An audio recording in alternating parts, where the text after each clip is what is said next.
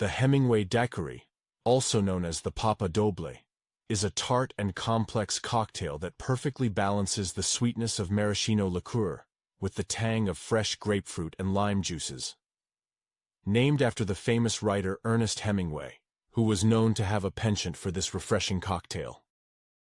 You will need the following ingredients: 2 ounces white rum, preferably Cuban rum, 3/4 of an ounce fresh lime juice, freshly squeezed 1/2 ounce fresh grapefruit juice, freshly squeezed 1/2 ounce maraschino liqueur. Luxardo is a popular choice.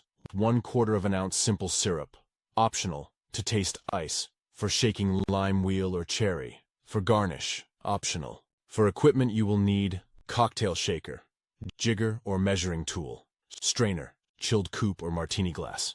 Here are the instructions. Fill the cocktail shaker with ice. Add the white rum, fresh lime juice, fresh grapefruit juice, maraschino liqueur, and simple syrup to the shaker. Shake well until the mixture is well chilled, about 15 to 20 seconds. Strain the cocktail into a chilled coupe or martini glass. Garnish with a lime wheel or cherry if desired.